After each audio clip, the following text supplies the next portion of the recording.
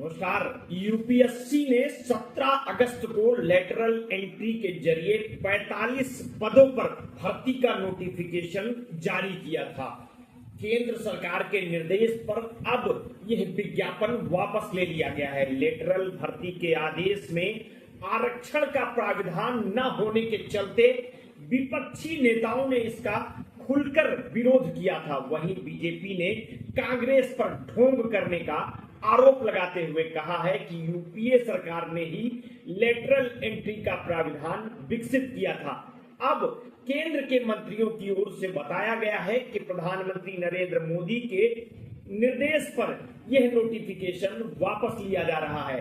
केंद्रीय एजेंसी संघ लोक सेवा आयोग ने 17 अगस्त को केंद्र सरकार के मंत्रालयों में 45 वरिष्ठ पदों पर भर्ती के लिए नोटिफिकेशन जारी किया था। प्रधानमंत्री नरेंद्र मोदी के निर्देश पर 3 दिन बाद ही इस फैसले को वापस ले लिया गया है। कार्मिक और प्रशिक्षण विभाग के मंत्री जितेंद्र सिंह यूपीएससी अध्यक्ष प्रीति सूदन को चिट्ठी लिखकर इस नोटिफिकेशन को रद्द करने की जानकारी दी है।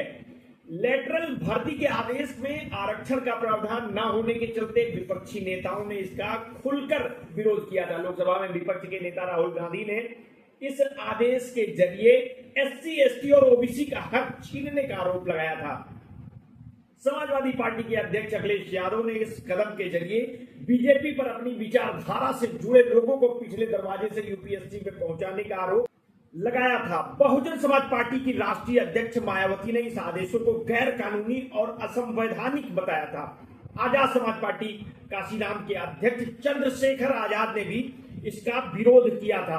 एनडीए के सहयोगी दल लोक जनशक्ति पार्टी रामविलास के अध्यक्ष और केंद्रीय मंत्री चिराग पासवान ने भी इस आदेश पर सहमति न जताते हुए सरकारी भर्तियों में आरक्षण की वकालत की थी। लेटरल एंट्री का मतलब होता है कि कोई भर्ती परीक्षा कराए बगैर ही सीधी भर्ती के जरिए नियुक्तियां करना होता है।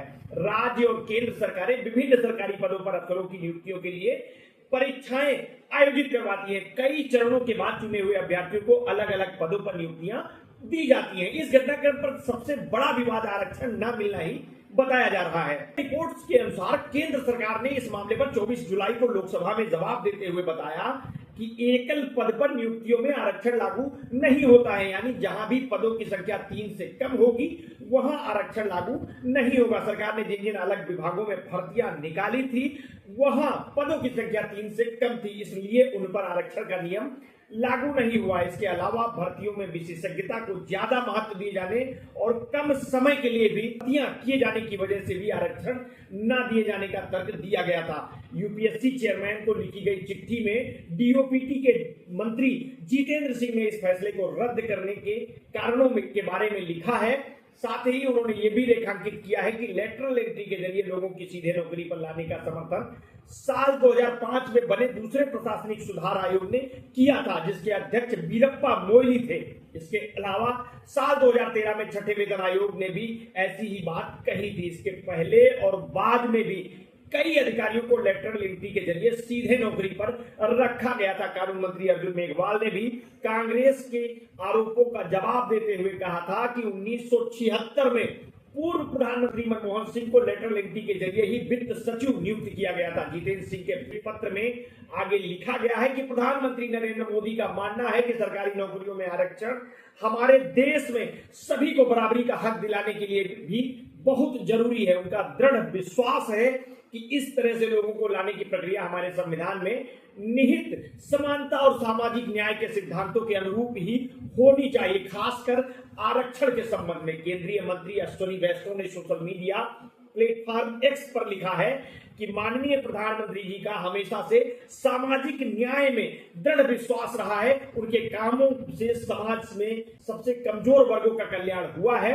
2018 में लेटरल एंट्री के जरिए पहली बार निकाले गए नोटिफिकेशन में 6077 आवेदन आए थे, जिसके तहत 9 विभागों में 9 लोगों की नियुक्तियां कराई गई थी। केंद्रीय मंत्री जितेंद्र सिंह ने 9 अगस्त 2024 को राज्यसभा में दी गई जानकारी में बताया है कि पिछले 5 सालों में लेटरल एंट्री के जरिए 63 नियुक्तियां हुई हैं, जिसमें से 57 लोग अलग अलग मंत्रालयों में सेवा दे रहे हैं।